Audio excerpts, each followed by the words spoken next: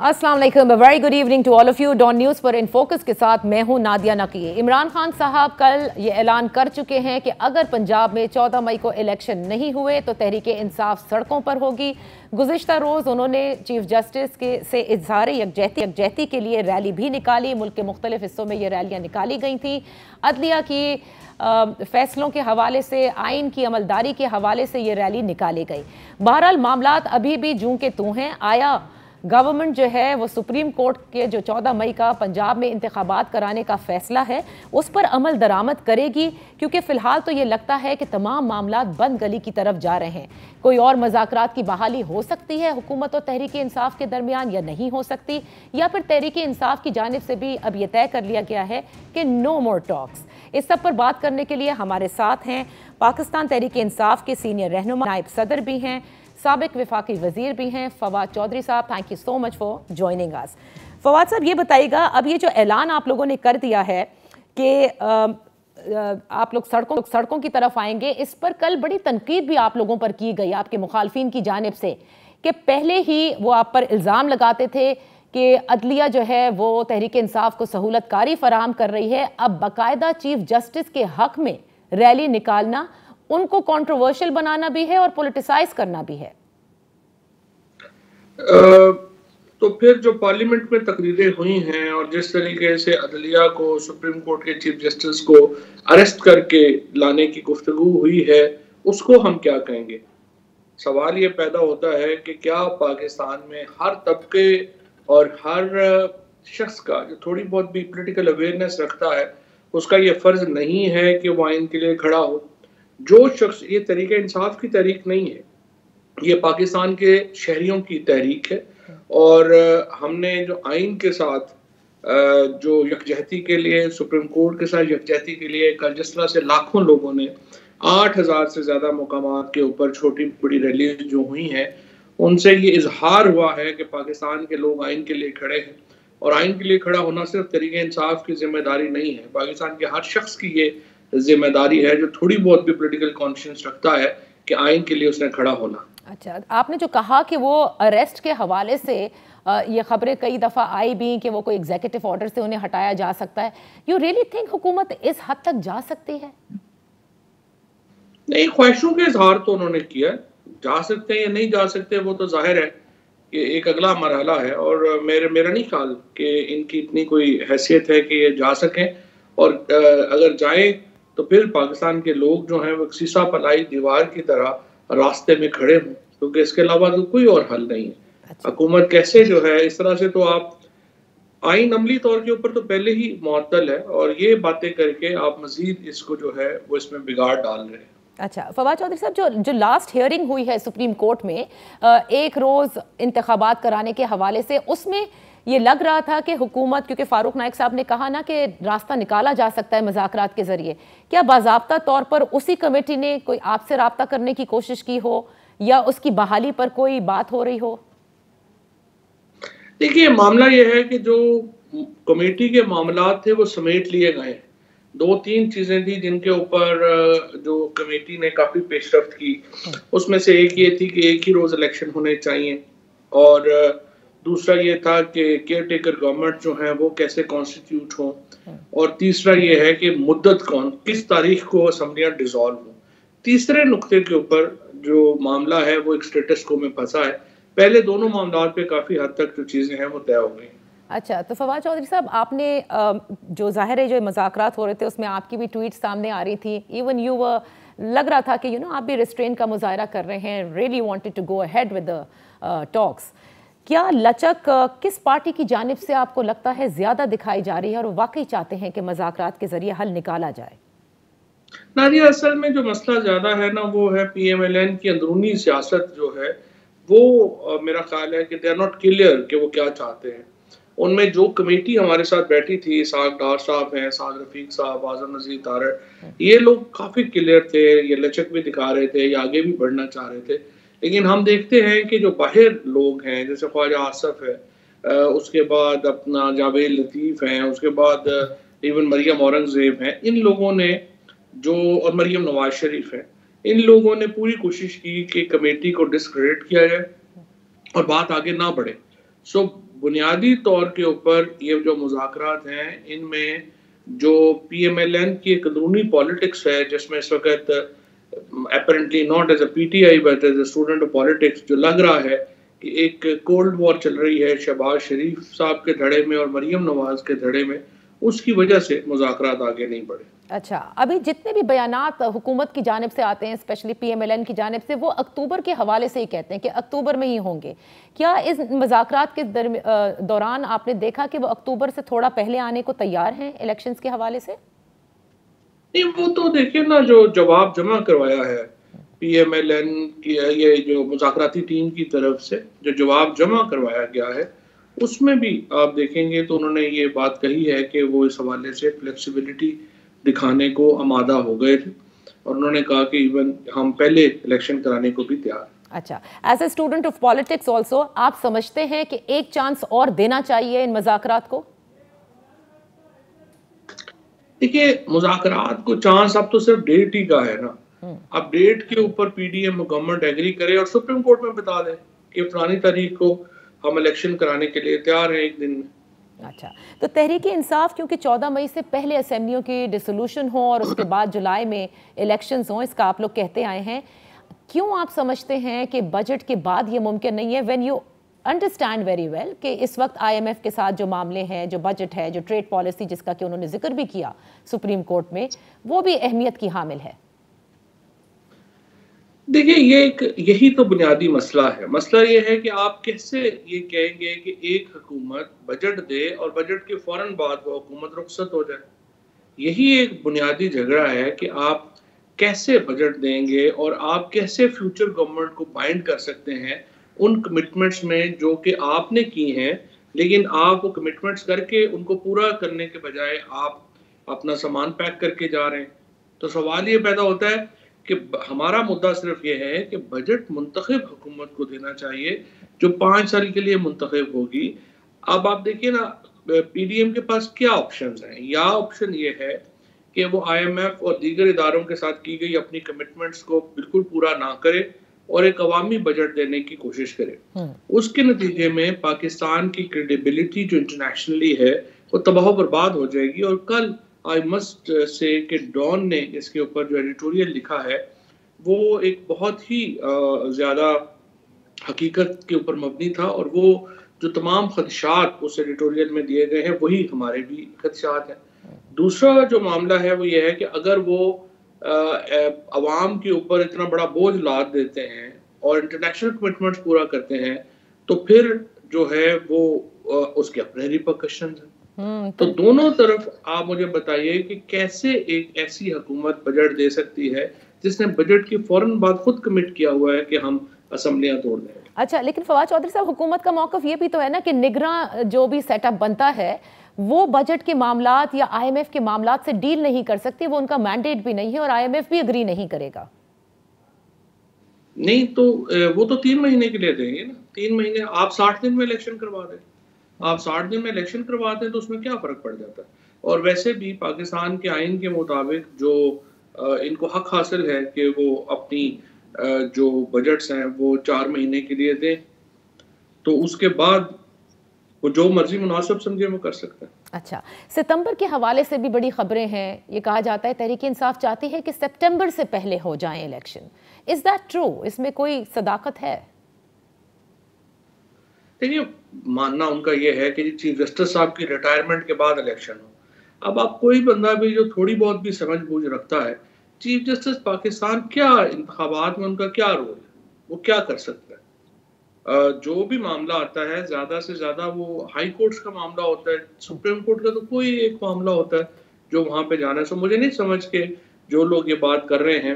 अगर वैसे भी आप देखिए कि चीफ इलेक्शन कमिश्नर इस वक्त PDM के और नवाज फैमिली के घर का आदमी है।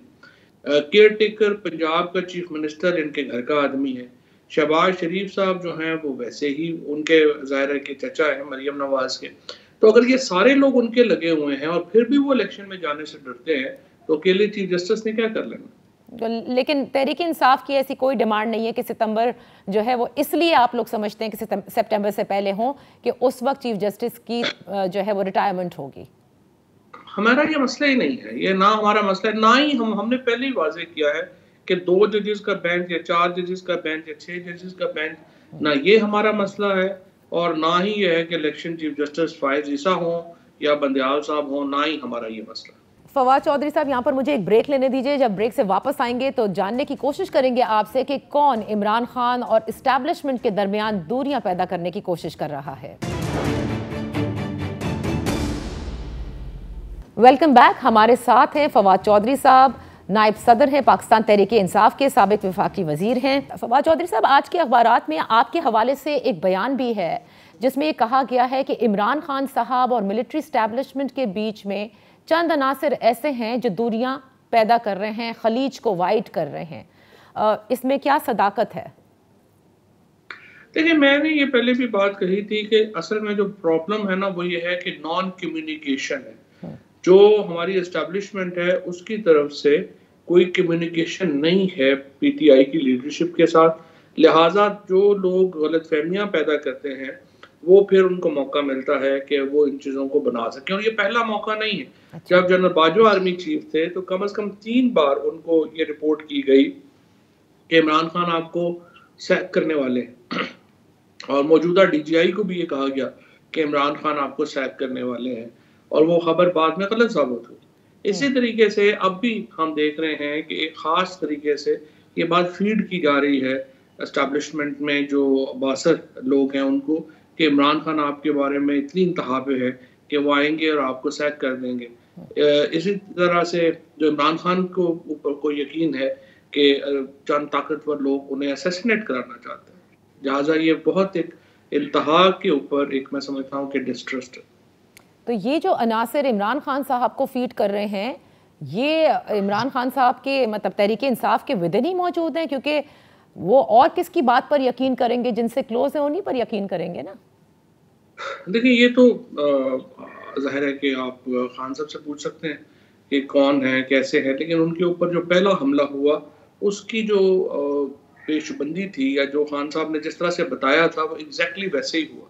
انہوں نے کہا کہ ان کے اوپر قاتلانہ حملہ ہوگا اور اس کی ذمہ داری جو ہے وہ ڈال دی جائے گی مذہبی انتہا پسند کے اوپر، اور پھر جس طریقے سے ایک گروپ نے، ایک جرنلسٹ کے ایک گروپ نے وہ ویڈیو بنائی اور شیئر کی، اور اس کے بعد ایگزیکٹلی وہی ہوا جو عمران خان نے پروڈکشن کی تھی، اور اب بھی ہم دیکھ رہے ہیں کہ وہی جرنلسٹ کا ایک خاص گروپ ہے جو کہ جو یقیناً کلیم کرتا ہے کہ وہ اسٹیبلشمنٹ کے لیے کام کرتا ہے، اور اسٹیبلشمنٹ سے ان کے رابطے سامنے ہیں، ان کی طرف سے اس طرح کی باتیں آتی ہیں جو میں سمجھتا ہوں کہ خاص ایجنڈے کے تحت کرائی جا رہی ہے۔ اچھا فواد چودھری صاحب، جب آپ یہ کہتے ہیں نا کہ ان کو ان کے خلاف جو ہے کیا جاتا ہے اسٹیبلشمنٹ کے خلاف، کہ وہ چند لوگ وہاں سے طاقتور لوگ آپ کے خلاف ہیں یا آپ کو مارنا چاہتے ہیں، تو پھر تو عمران خان صاحب کے جو کلیم ہے وزیر آباد میں جو ان کے اوپر اساسینیشن اٹیک ہوا، اور اب بھی وہ کئی بار انہی 3 لوگوں کو نامزد کرتے ہیں جن کو وہ پہلے کہا کرتے تھے،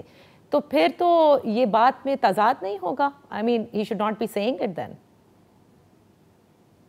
مجھے آپ کے سوال سمجھنے ہیں۔ وزیر آباد اٹیک میں انہوں نے 3 لوگوں کے نام لیے، رانا ثناء اللہ کا نام لیا انہوں نے وزیر اعظم کو کہا، اور اس کے ساتھ ایک سرونگ کا نام لیا اسٹیبلشمنٹ سے، رائٹ؟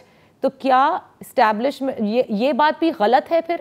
کیونکہ یہ تو پھر فیڈ کی گئی ہوگی نا ان کو، جیسے آپ کہہ رہے ہیں کہ ملٹری اسٹیبلشمنٹ کے طاقتور لوگوں کے خلاف عمران خان صاحب کو چند عناصر فیڈ کر رہے ہیں، غلط فہمیاں پیدا کر رہے ہیں۔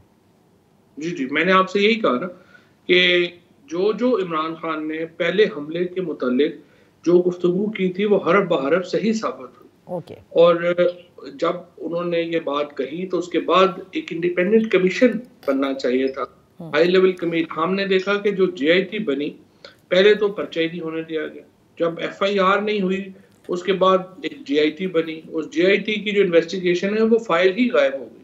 تو جب تک ایک انڈیپینڈنٹ انویسٹیگیشن نہ ہو اور عمران خان کو یہ یقین نہ آئے ثبوتوں کے ساتھ کہ یہ لوگ اس میں ملوث نہیں ہیں، ظاہر ہے کہ ان کا شک برقرار رہے گا۔ تو جو کمیونیکیشن کا فقدان ہے آپ نے کہا وہ یہ تمام چیزوں کو خراب کرتا ہے، سو ان کمیونیکیشن کی بحالی کے لیے آپ نے یا تحریک انصاف کوئی کوشش کر رہی ہے؟ ہم نے تو ڈاکٹر عارف علوی صاحب کو یہ بات پہلے ہی کہی ہے، اور ہم آن ریکارڈ ہیں یہ بات کہتے ہوئے کہ ہم تو اپنے بحالی چاہتے ہیں گفتگو کی، کمیونیکیشن کی، لیکن ظاہر ہے تالی دونوں ہاتھوں سے بجتی ہے.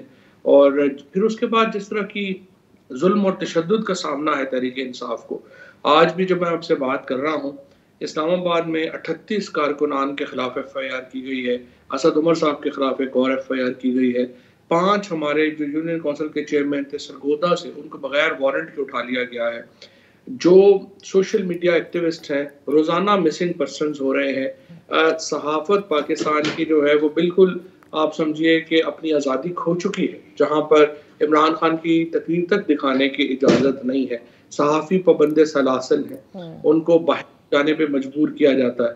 سو پاکستان میں اس وقت جو اسٹیبلشمنٹ کا ایک کردار ہے اس کو بھی اس کے اوپر ان کو خود نظر ثانی کرنی ہے، کیونکہ یہ معاملہ زیادہ عرصہ جو ہے وہ ظاہر ہے کہ پاکستان کے لوگ اس طرح کے عادی نہیں ہیں اور وہ قبول نہیں ہوگا. تو فواد چودھری صاحب، آپ کی بھی گرفتاری عمل میں لائی گئی، اس کے بعد بھی علی زیدی ہوں، علی امین گنڈا پور ہوں، اور جتنے بھی لوگوں کو گرفتار ہو جن کا آپ ذکر کر رہے ہیں، پھر پرویز الہی صاحب کے گھر پر جس طرح سے اینٹی کرپشن کی جانب سے وہ حملہ کیا گیا تھا، گرفتاری کے نام پر گیٹ توڑا گیا تھا، اس سب کے پیچھے حکومت نہیں ہے. کیا آپ کا اشارہ پھر اسٹیبلشمنٹ کی طرف ہے؟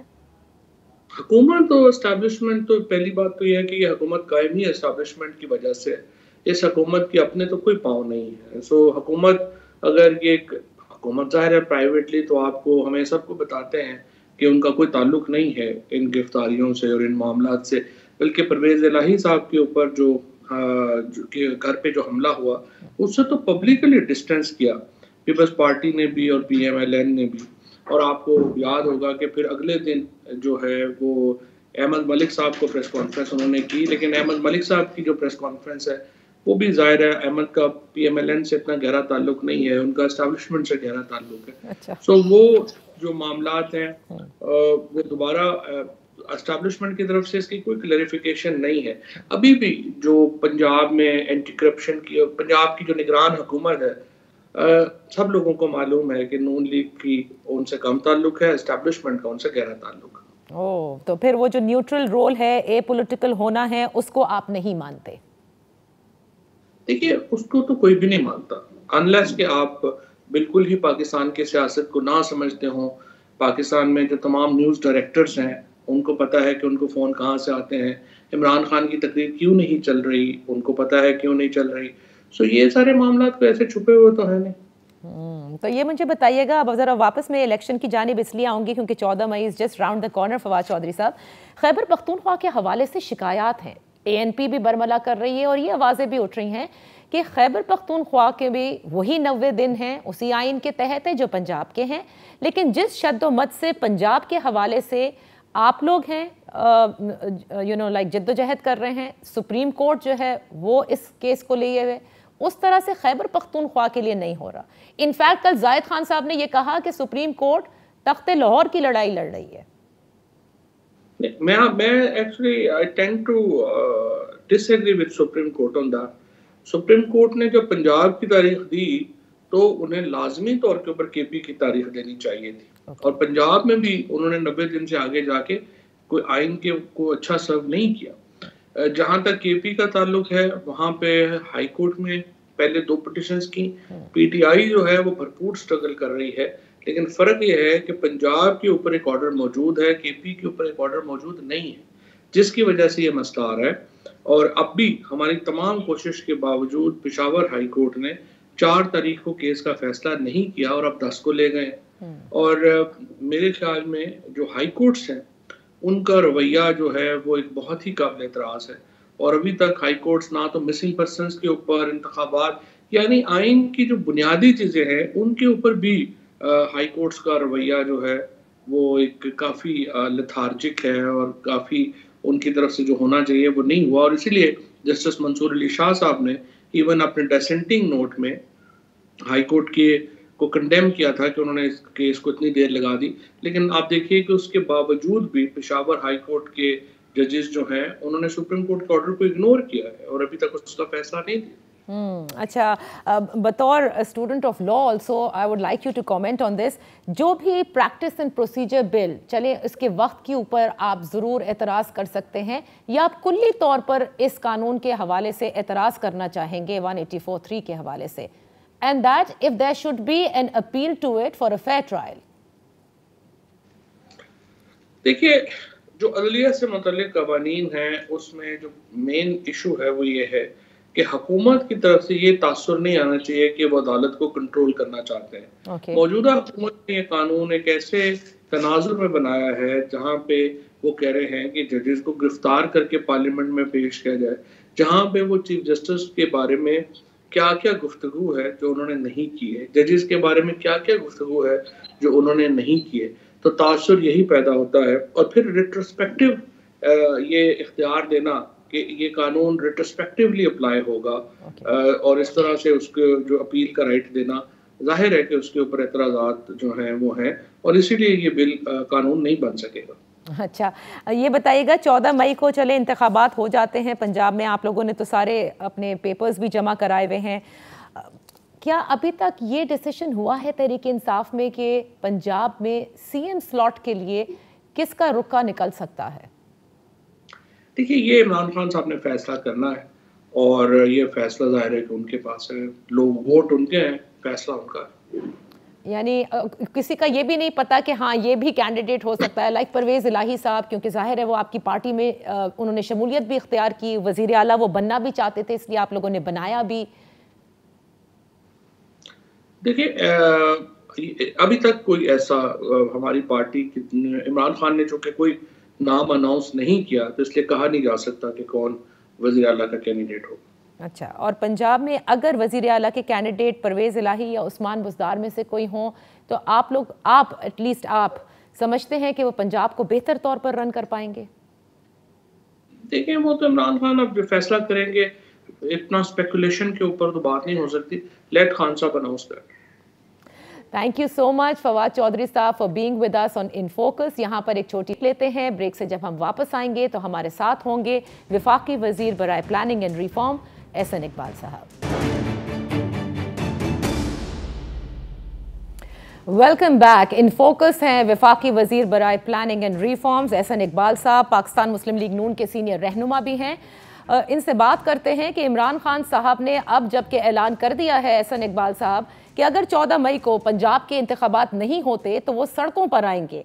अब हुकूमत की क्या हिकमत अमली है, क्योंकि एक सुप्रीम कोर्ट का फैसला भी है जिसके बारे चीफ जस्टिस ये कह चुके हैं कि उस पर वो खामोश नहीं रहेंगे। देखिए, मैं समझता हूँ कि इमरान खान साहब जो है वो मुसलसल पाकिस्तान में एक इंतशार की सियासत कर रहे हैं, और उनको शायद जो फॉरेन फंडिंग में स्पॉन्सर्स हैं उन्होंने यही मिशन दिया हुआ है। खान साहब ने जब से पाकिस्तान की सियासत में एक्टिव रोल शुरू किया है 2013 के बाद, आपको पता है कि 2014 में उन्होंने चीन के सदर का दौरा जो है वो मुलतवी कराया अपने धरने की वजह से। फिर इसके बाद इसी तरह जब भी पाकिस्तान में कोई इम्पोर्टेंट इकनॉमिक डेवलपमेंट हुई, वो कोई ना कोई लॉन्ग मार्च या धरना दे देते हैं। जब वज़ीर आज़म चीन के दौरे पे जाने लगे थे, उससे पहले उन्होंने लॉन्ग मार्च की कॉल दे दी। अब जब चीन के वज़ीर ख़ारजा पाकिस्तान का दौरा कर रहे थे तो हफ्ते के दिन उन्होंने फिर एहतजाज की कॉल दे दी। तो खान साहब ये जो एक मनफी और नेगेटिव सियासत कर रहे हैं, अब ये लोगों के सामने आ गई है। अच्छा। कि खान साहब को सवाए सड़कों पे लेफ्ट राइट करने के कोई और काम नहीं आता। ये बताएं कि 4 साल हुकूमत में थे, अवाम को बताएं कितनी यूनिवर्सिटियां बनाई, कितने अस्पताल बनाए, कितने पावर के प्रोजेक्ट्स बनाए। लेकिन एहसन इकबाल साहब, माजरत के साथ कता कलामी के लिए, लेकिन जब आप चीन के हवाले से आपने कल भी ये बयान दिया था, वो ऐसा क्यों करेंगे? Why would he be against the Chinese, जिनके बारे में उन्हें भी पता है, वो प्राइम मिनिस्टर रह चुके हैं, कि हमारी चीन से कितनी दोस्ती है और सीपैक कितना अहम मंसूबा है जिसके गारंटर अफवाज पाकिस्तान हैं। देखिए, वो इसलिए करेंगे कि जो उनके फॉरेन डोनर्स हैं, जो एजेंडा वो उन्हें देते हैं, वो उस पर अमल दरामद करने के पाबंद होते हैं। और इसीलिए मैं समझता हूँ कि खान साहब का जो 4 सालों का सबसे बड़ा पाकिस्तान के खिलाफ, पाकिस्तान के अवाम के खिलाफ गुनाह है, वो सीपैक को सेबोटाज करना है। आपको मालूम है कि खान साहब ने ان کے وزراء نے جس قسم کے غیر ذمہ دارانہ بیانات سی پیک کے خلاف دیے، بے بنیاد کرپشن کے الزامات لگائے، چین پر مہنگے قرضے پاکستان کو دینے کے بیانات دیے، اور یہ سب بیانات عالمی سطح کے اوپر چین کے خلاف ایک امبیرسمنٹ بنے اور انہوں نے اپنا ہاتھ کھینچ لیا. اور وہ سی پیک جو 2017-18 میں پاکستان کے لیے ایک گلوبل برانڈ بن گیا تھا، پوری دنیا پاکستان کی طرف متوجہ ہو رہی تھی سی پیک کی وجہ سے، اور چین کے ٹاپ کمپنیز پاکستان میں دفتر کھول چکی تھی، وہ سب سرمایہ کاری پاکستان سے دوڑ گئی. اور جو سب سے بڑا پاکستان کے ساتھ عمران خان نے بدلہ لیا ہے وہ سی پیک کو سیبوٹاج کر کے لیا، اور معلوم نہیں کہ کس بات کا بدلہ لیا ہے. اور اب بھی عمران خان صاحب پاکستان میں مسلسل ہیجان بے یقینی پیدا کر رہے ہیں. آئی ایم ایف سے معاہدہ ہونا لگتا ہے تو یہ اس کو سیبوٹاج کرتے ہیں. تو اس لیے اگر یہ احتجاجی کوئی کال دینا چاہتے ہیں اپنا شوق پورا کریں، اور ان کو پتہ لگ جائے گا کہ پاکستان کے عوام اب ان کی منفی سیاست کے ساتھ نہیں دیں گے. اچھا، لیکن احسن صاحب یہ بھی تو ایک مسلمہ حقیقت ہے کہ سپریم کورٹ کا ایک فیصلہ ہے پنجاب میں 14 مئی کو الیکشن کرانے کے حوالے سے. اب مجھے یہ بتائیے، ایک مذاکرات ہوتے ہیں وہ فیل ہو گئے، آپ کہتے ہیں انہوں نے شرائط رکھ دی، وہ کہتے ہیں آپ نے لچک نہیں دکھائی، لیکن 14 مئی کے فیصلے کے حوالے سے آخر پاکستان مسلم لیگ نون نے کوئی ہوم ورک تو کیا ہوگا نا، کہ پھر سپریم کورٹ کچھ بھی کر سکتی ہے اپنے فیصلے کے عمل درآمد کے لیے. اس کے لیے آپ کی حکمت عملی کیا ہے؟ دیکھیے، پہلی بات یہ ہے کہ سپریم کورٹ کا جو 3 ججوں کا فیصلہ ہے وہ اقلیتی فیصلہ ہے. سپریم کورٹ کے 4 ججوں نے اس کے برعکس فیصلہ دیا، اور چیف جسٹس آف پاکستان اپنے منصب کا ناجائز فائدہ اٹھا کے ایک اقلیتی فیصلے کو سپریم کورٹ کا فیصلہ بنا رہے ہیں. اور میں سمجھتا ہوں کہ یہ ایک بہت ہی بددیانتی ہے ان کے عہدے کے ساتھ. اسی طرح جو پارلیمنٹ نے قانون بنایا جس سے چیف جسٹس کے ثوابدیدی اختیارات کو ان کے ادارے کے ساتھ منسلک کیا گیا ہے، جیسا کہ سپریم کورٹ نے 2016 میں اپنے ہی ایک فیصلے میں جسے مصطفیٰ امپیکس کیس کہتے ہیں، وزیر اعظم اور وزیر اعلیٰ کے اختیارات کو حرام قرار دیا تھا. تو مجھے یہ بتائیں کہ اگر وزیر اعظم اور وزیر اعلیٰ کے اختیارات حرام ہیں تو وہ کون سی فقہ اور قانون ہے جس کے تحت چیف جسٹس کے لیے اختیارات حلال ہو گئے ہیں؟ تو یہ وہ تضادات ہیں جس کے تحت سپریم کورٹ اس وقت کام کر رہی ہے. پارلیمنٹ کا موقف بہت واضح ہے، اور پارلیمنٹ نے 2 ٹوک انداز میں کہا ہے کہ جو 4 معزز ججز کا فیصلہ ہے وہ اکثریتی فیصلہ ہے اور حکومت اسی کو تسلیم کرتی ہے. احسن اقبال صاحب، جو آخری ہیئرنگ ہوئی ہے سپریم کورٹ میں وہ جو یکساں الیکشن کرانے کی یعنی 1 تاریخ پر، اس میں سپریم کورٹ نے یہ کہا کہ حکومت 4-3-3-2 اس میں پھنسی رہی، آپ نے اس وقت ریویو فائل نہیں کیا، اور اب تو خیر اس کی تاریخ بھی انہوں نے کہا اب تو وہ موقع بھی چلا گیا. لیکن بہرحال جو آخری ہیئرنگ ہے اس میں تو یہی اخذ کیا جا سکتا ہے کہ فاروق نائک صاحب نے کہا کہ یہ معاملے کا حل مذاکرات سے نکالا جا سکتا ہے. کیا مذاکرات بالکل ختم ہو چکے ہیں، یا اب بھی آپ سمجھتے ہیں کہ ایک موقع دینا چاہیے تاکہ سپریم کورٹ کے فیصلے پر عمل درآمد کے حوالے سے کنٹیمپٹ بھی ہو سکتی، کچھ بھی ہو سکتا ہے، تو اس کو تھوارٹ کرنے کے لیے بہتر طریقہ یہی ہے کہ مذاکرات ہوں؟ جی، آپ نے جو پہلی بات کی کہ حکومت نے ریویو کیوں فائل نہیں کیا، اگر حکومت اس 3 ممبر ججمنٹ کے اوپر ریویو فائل کرتی تو حکومت اس کو لیجیٹیمیسی دے دیتی.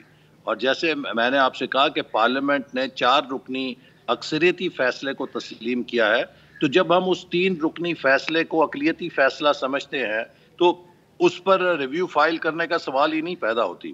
دوسری بات، ہم بہت سنجیدگی کے ساتھ مذاکرات کر رہے ہیں، اور مذاکرات میں ایک چیز کے اوپر تو اتفاق ہو چکا ہے کہ الیکشن ایک ہی دن ہونے چاہیے، اکٹھے ہونے چاہیے. اور اس حوالے سے ہم نے جو پاکستان میں عملی، سیاسی، آئینی دشواریاں ہیں 14 مئی کو الیکشن کرانے میں، دیکھیے پاکستان میں کس طریقے سے آپ پنجاب کے صوبے کی اجارہ داری قائم کر سکتے ہیں باقی صوبوں کے اوپر کہ 5 ماہ پہلے پنجاب میں ایک سیاسی حکومت آئے اور اگلے جنرل الیکشن کے اوپر وہ اثر انداز ہو. یہ انصاف کے بھی خلاف ہے، اور فیڈریشن کا جو بنیادی پرنسپل آئین میں طے شدہ ہے اس کے بھی خلاف ہے. اسی لیے یہ بات پی ٹی آئی بھی چیلنج نہیں کر سکی، اور انہوں نے بھی اس کو مانا ہے کہ ایک ہی دن الیکشن ہونا چاہیے. اب دوسری بات یہ ہے کہ ایک ہی دن الیکشن کرنے کے لیے سندھ، بلوچستان اور قومی اسمبلی کی اسمبلیاں جلدی توڑ دی جائیں. عمران خان صاحب نے تو اپنی حماقت کے ساتھ یا کسی کے کہنے کے اوپر پنجاب اور کے پی کی اسمبلی توڑی ہے۔ اب اگر ایک شخص نے سیاسی تخریب کاری کے جذبے کے ساتھ یا اپنی حماقت کے ذریعے اپنی 2 حکومتیں ختم کی ہیں، تو اس میں بتائیے سندھ اور بلوچستان کے عوام کا کیا قصور ہے کہ وہ ایک شخص کی حماقت یا اس کی انا کے لیے اپنی اسمبلیوں کی قربانی دے دیں۔ اگر کسی نے حماقت کی ہے تو اس حماقت کی سزا کے لیے اسے خود ہی قبول کرنے چاہیے نتائج۔ تو لہٰذا عمران خان صاحب کو بجائے ضد کرنے کے اکتوبر میں جب دیگر اسمبلیوں کی مدت مکمل ہوگی اس کے ساتھ ملک میں عام انتخابات کے لیے قائل ہونا چاہیے۔ اور اگر اس پر بھی مسئلہ حل نہیں ہوتا تو پھر میں سمجھتا ہوں کہ چیف جسٹس کے پاس ایک حل ہے کہ وہ فل کورٹ بنائیں کہ اس پورے مخمسے کا اور اس پورے جو سیاسی تنازع آئینی یا قانونی تنازع ہے سپریم کورٹ کا فل بینچ کورٹ کا بیٹھ کر اس کے اوپر فیصلہ کرے، اس کو سب تسلیم کر لیں گے۔ اور اگر چیف جسٹس صاحب یہ سمجھتے ہیں کہ وہ آئین کے اوپر ہیں تو انہیں اپنے باقی بردر ججز کے اوپر کیوں نہیں اعتماد کہ وہ آئین کے ان کے موقف پہ ان کا ساتھ دیں گے۔ احسن اقبال صاحب، آپ جس کو حماقت اور انا کہہ رہے ہیں، لیکن بہرحال آپ سب کہتے تھے اگر الیکشن چاہیے عمران خان کو تو اپنی 2 حکومتیں توڑ لیں اور اس کے بعد جو ہے کروا لیں الیکشن، لیکن دیکھیں نا نہیں ہوئے۔ بہرحال تھوڑا آگے چلتے ہیں، یعنی اب جو مذاکرات جس پوائنٹ پر ختم ہوئے اس کے بعد بحالی کا کوئی چانس ہے یا نہیں؟ I just wanted to know that۔ دیکھیے جو خان صاحب کو ہم کہتے تھے کہ اپنی حکومتیں توڑیں اور الیکشن کرا لیں، ہم تو انہیں اس حماقت کی دعوت دے رہے تھے، اور خان صاحب نے ثابت کیا کہ وہ واقعی اتنے اب میں وہ لفظ نہیں استعمال کرنا چاہتا کہ وہ اتنے نالائق ہیں کہ انہوں نے اس پھندے کے اندر خود کو پھینک کے اپنی حکومتیں اپنے ہاتھ سے ختم کر لی۔ تو اگر کسی نے کوئی اپنی نااہلی، نالائکی یا حماقت کی ہے تو اس کی سزا اسی کو ملنی چاہیے۔ اچھا، تو مذاکرات کی بحالی کے حوالے سے آپ نہیں بتائیں گے کہ کوشش کی جائے گی کہ نہیں، کیونکہ آپ پہ الزام لگایا ہے؟ ہم بالکل مذاکرات پہ یقین رکھتے ہیں اور ہم چاہتے ہیں کہ مذاکرات کے ذریعے اس مسئلے کا حل نکالیں اور پھر پی ٹی آئی کو دعوت دیتے ہیں۔ دیکھیے مذاکرات اس وقت جہاں تاریخ کے اوپر ہونے چاہیے اس سے زیادہ اہم یہ ہے کہ الیکشن کے ضابطۂ اخلاق پہ بات ہونی چاہیے تاکہ جو اگلا الیکشن ہے وہ غیر متنازع ہو۔ پاکستان اگلے انتخابات کے بعد کسی نئے سیاسی بحران کا متحمل نہیں ہو سکتا، جس پہ وہ اگری کر چکے ہیں، جس پہ وہ اگری بھی کر چکے ہیں، جو انہوں نے جواب بھی داخل کرایا نا کہ انہوں نے ہم سے یہ کہا کہ جو بھی رزلٹ آئے گا آپ نے قبول کرنا ہوگا، وہ ہم نے مانا۔ لیکن فواد چودھری صاحب کہتے ہیں کہ مذاکرات کو سبوٹاج کرنے میں ایک فیکشن کا ہاتھ ہے مسلم لیگ نون کے ودن، جس کو مریم نواز صاحبہ سپورٹ کرتی ہیں، اور اس میں انہوں نے آپ کا نام بھی لیا کہ احسن اقبال صاحب ہوں، خواجہ آصف ہوں، یہ مذاکرات سبوٹاج کرتے ہیں۔ دیکھیے میں تو بہت شروع سے کہتا رہا ہوں کہ پی ٹی آئی کو سڑکوں کی بجائے مذاکرات کی ٹیبل پر آنا چاہیے، اور سیاست کے اندر، جمہوریت کے اندر ہر مسئلے کا حل مذاکرات کے ساتھ ہوتا ہے۔ تو کوئی بھی ڈیموکریٹ کبھی مذاکرات کی نہ مخالفت کر سکتا ہے نہ اسے اپوز کر سکتا ہے۔ احسن اقبال صاحب قطع کلامی کے لیے معافی چاہوں گی، ایک چھوٹی سی بریک لے لیتے ہیں، بریک کے بعد یہیں سے گفتگو کا آغاز کریں گے۔ ویلکم بیک، ان فوکس ہیں احسن اقبال صاحب، وفاقی وزیر برائے planning and reforms. Ahsan Iqbal صاحب یہ فرمائیے گا، یہ بڑی خبریں تھیں اور کل پرویز الہی صاحب نے بھی جب وہ ریلی میں شرکاء سے خطاب کر رہے تھے تو وہ کہہ رہے تھے کہ حکومت جو ہے وہ چیف جسٹس کو ہٹانا چاہتی ہے، لہٰذا ان سے اظہار یکجہتی کے لیے، ان کے سپورٹ کے لیے، عدلیہ کے لیے ہم سب باہر نکلے ہوئے ہیں۔ یہ خبریں بھی بڑی سرگرم تھیں کہ پتہ نہیں حکومت کون سا کوئی ایگزیکٹو آرڈر کے تحت ایسا کچھ کرنے کو ہے یا کچھ سوچ رہی ہے۔ دیکھیے اس وقت جو پی ٹی آئی ہے اور جو موجودہ چند ججز کا نیکسس ہے، اس کے اوپر تو پوری قوم کو خود عمران خان صاحب اور پی ٹی آئی ایک ایلیبائی دے رہے ہیں یا وہ ثابت کر رہے ہیں کہ یہ بات درست ہے۔ اور آپ کو معلوم ہے کہ ایک خاتون جرنلسٹ ریما عمر صاحبہ نے حال ہی میں 2017 سے جو سپریم کورٹ کے سیاسی طور پہ متنازع فیصلے ہیں جس میں پی ٹی آئی کے موقف کی حمایت ہو رہی ہے اور مسلم لیگ نون کے خلاف فیصلے آ رہے ہیں، چند ججز ہیں جو تمام بینچز میں کامن ہیں، اور جس سے صاف ظاہر ہوتا ہے کہ ایک مخصوص جج صاحبان کا گروپ ہے جو پاکستان کی سیاست میں عمران خان جن کو استعمال کر رہے ہیں اور وہ عمران خان کو چھتری فراہم کر رہے ہیں۔ یہی وہ چیز ہے جس سے پاکستان کی عدلیہ کا تشخص اور کردار متنازع ہو رہا ہے، اور اس کا حل صرف ایک ہے کہ فل کورٹ بنایا جائے جس کے اوپر سب فریقین کو اعتماد ہے۔ اور اگر یہ معاملہ اسی طرح جاری رہا تو خدا نہ خواستہ اس کا نقصان جہاں ملک کے لیے ہوگا، عدلیہ کا سب سے زیادہ نقصان ہوگا، اور یہ ملک کا نقصان ہے، قوم کا نقصان ہے۔ دیکھیے رول آف لا اس کو کہتے ہیں جس سے امن آئے، استحکام آئے۔ جب کورٹ کے فیصلے معاشرے کے اندر بحران اور انتشار پیدا کریں تو پھر وہ رول آف لا نہیں ہے، وہ رول آف جنگل کی زیادہ نمائندگی کرتے ہیں۔ اچھا احسن صاحب، آپ نے بہرحال اپنا موقف دیا، لیکن میں اس سے لوب ان کرنا چاہوں گی۔ سینیٹر عرفان صدیقی صاحب نے اپنے کالم میں اب جنرل باجوہ کے حوالے سے لکھا کہ ڈان لیکس کے بعد ایک وقت آیا تھا کہ جب نواز شریف صاحب ان کو ہٹانا چاہتے تھے۔ اسی لیے میں نے آپ سے یہ سوال کیا کہ چیف جسٹس کے حوالے سے کیا ایسی کوئی آپ لوگوں میں گفت و شنید ہو رہی ہے، جو یہ اطلاعات بار بار تحریک انصاف سے ملتی ہیں کہ آپ ہٹانا چاہتے ہیں چیف جسٹس کو؟ دیکھیے ابھی ایسی کوئی بات ہمارے کسی بھی فورم کے اوپر زیر بحث نہیں آئی، لیکن جیسے قومی اسمبلی نے اس بات کا وہاں پر مختلف ہمارے نمائندوں نے بھی برملا کہا ہے کہ پاکستان میں ایک تاریخ ہے، جوڈیشل مرڈر ہوا ذوالفقار علی بھٹو کا، یوسف رضا گیلانی صاحب کو نااہل کیا گیا، نواز شریف صاحب کو ایک لطیفہ کیس کے اندر کہ پاناما کا کیس بنایا اور اقامہ کا بنا کر کہ بیٹے سے تنخواہ نہیں لی، نااہل کر دیا گیا۔ پھر ان کے اوپر پابندی لگائی گئی کہ وہ کوئی پارٹی کا عہدہ بھی نہیں رکھ سکتے، اور یہ جو پاکستان کے وزرائے اعظم کو فارغ کرنے کا سلسلہ ہے جوڈیشل کو کے ذریعے، اس کو اب برداشت نہیں کیا جائے گا، اور اگر کوئی ایسا انتہائی قدم اٹھایا جائے گا تو یقیناً پھر پارلیمنٹ بھی اس کے بارے میں سوچے گی کہ ہم اس کا جواب کیسے دے سکتے ہیں۔ لیکن اب پاکستان کے منتخب نمائندوں کو چند حضرات، جج حضرات کی پسند ناپسند کی بھینٹ نہیں چڑھنے دیا جائے گا۔ اب آخری سوال پر آ جاتے ہیں جو بجٹ کے حوالے سے ہے، جو آپ لوگوں کا موقف ہے کہ بجٹ جب تک نہیں ہوتا، ٹریڈ پالیسی ہے، IMF کے معاملات ہیں، اس وقت تک الیکشن نہیں کرائے جا سکتے۔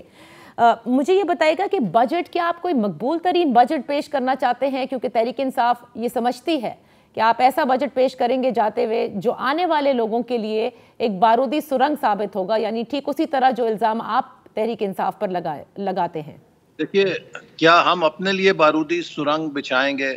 انشاءاللہ اگلے الیکشن کے بعد ہماری ہی حکومت واپس آئے گی، لہٰذا یہ جو بجٹ ہے یہ ایک ذمہ دارانہ بجٹ ہوگا، کیونکہ ہمیں ملک کے مسائل کا احساس ہے، اور ہم وہ غلطیاں نہیں دہرائیں گے جو عمران خان صاحب کر گئے ہیں کہ اپنے چند سیاسی فائدوں کے لیے انہوں نے پورے ملک کا مستقبل داؤ پہ لگا دیا، اور اپنی ارریسپانسبل اکنامک مینجمنٹ سے پاکستان کو اس معاشی بند گلی کے اندر دھکیل دیا ہے، جس میں آج پاکستان کے عوام بدترین مہنگائی اور بے روزگاری کا شکار ہیں۔ ہم معیشت کو بحال کر رہے ہیں اور اسی سمت کے اندر، اسی رخ کے اندر اگلا بجٹ بنائیں گے۔ احسن اقبال صاحب، تو اس کا مطلب باوجود اس کے کہ اس وقت اتنی ریکارڈ مہنگائی ہے، آپ لوگ پورے اعتماد ہیں کہ اگلے الیکشن میں جب بھی وہ ہوتے ہیں آپ لوگوں کی ہی حکومت بنے گی؟ دیکھیے پاکستان مسلم لیگ نون کا جو ووٹر ہے وہ جانتا ہے کہ مسلم لیگ نون نے 2013 اور 18 کے درمیان مہنگائی کے جن کو بوتل میں بند کر دیا تھا۔ آج جس مہنگائی کا ہم سامنا کر رہے ہیں یہ وہ جن ہے جس کا بوتل ڈھکن اٹھا کے بوتل سے عمران خان نافذ کر کے گئے ہیں، اور یہ وہ IMF کا معاہدہ جو عمران خان صاحب جس پر دستخط کر کے گئے ہیں، آج اس کی سزا ہم کاٹ رہے ہیں۔ لہٰذا مسلم لیگ نون کا جو ووٹر ہے جس نے 2018 میں بھی اسے ووٹ دیا تھا، اسے کوئی شبہ نہیں ہے کہ آج مسلم لیگ نون اس کولیشن کے اندر پاکستان کی معیشت کی اصلاح کے لیے اور اسے بچانے کے لیے کوشش کر رہی ہے، اور جو ہماری اصل کارکردگی ہے وہ 2013 اور 18 میں اس نے دیکھی ہے، لہٰذا ان کا ہم پر اعتماد ہے۔ اور یہ جو آج مشکلات ہیں یہ اس 4 سال کے سیاہ دور کے نتائج ہیں جنہیں ہم شاید ابھی چند سال مزید بھگتیں گے جب تک کہ معیشت مکمل طور پہ بحال نہ ہو جائے۔ ٹھیک ہے، وہ مشکلات ضرور ہیں، لیکن یہ بھی ہے کہ اب تک آپ لوگ وہ جو نواں جائزہ ہے اس پر بھی نہیں آ سکے، IMF کی جو ڈیل ہے وہ آن ٹریک نہیں ہے، اور ہر دفعہ بتایا جاتا ہے کہ بس ہونے جا رہی ہے۔ جی اس میں جو تعمیر نو ہے، جو بحالی ہے، اس کے نتائج آ رہے ہیں۔ آپ نے دیکھا ہے کہ ہماری جو زرعی معیشت ہے اس کے اندر کسانوں کے پاس سرمایہ اور فاضل آمدنی آ رہی ہے، جس کے نتائج پوری معیشت پر آئیں گے۔ جب رورل اکانومی میں کسان کو پیسہ بچتا ہے تو وہ اس سے کپڑے خریدتا ہے، اس سے اپنے بچوں کے لیے سامان خریدتا ہے، وہ گھر کی تعمیر کرتا ہے، ڈیمانڈ کریٹ ہوتی ہے۔ اسی طرح جو IMF سے بھی معاہدہ ہوگا اس سے روپیہ مستحکم ہوگا، اس سے تھوڑی مہنگائی کنٹرول ہوگی. اب روس کے ساتھ ہم سستے تیل کے لیے معاہدہ کر رہے ہیں, سستا تیل بھی انشاءاللہ قریب آنا شروع ہو جائے گا. تو یہ سارے اشاریے ایسے ہیں کہ جو لوگوں کو مستقبل کی تصویر دکھا رہے ہیں کہ ہم نے جو اقدامات اٹھائے ہیں آنے والے وقت میں اس کے بہتر نتائج آئیں گے, اور اسی لیے لوگ اب دوبارہ اس حکومت کو ووٹ نہیں دیں گے جس نے پاکستان کو تباہی کے کنارے لا کر گڑھے میں پھینکا, اور ہم تو اب اس کو اس گڑھے سے نکال رہے ہیں. بہت بہت شکریہ وفاقی وزیر برائے پلاننگ اینڈ احسن اقبال صاحب فار پارٹیسپیٹنگ ان فوکس. دیکھتے ہیں کہ معاملات کہاں تک جاتے ہیں. 14 مئی کو الیکشن کرانے میں سپریم کورٹ کامیاب ہوگی یا کوئی بیچ کا راستہ نکالا جائے گا. That's all for today. انشاءاللہ پھر آپ کی خدمت میں حاضر ہوں گے. اپنا خیال رکھیے گا. اللہ حافظ.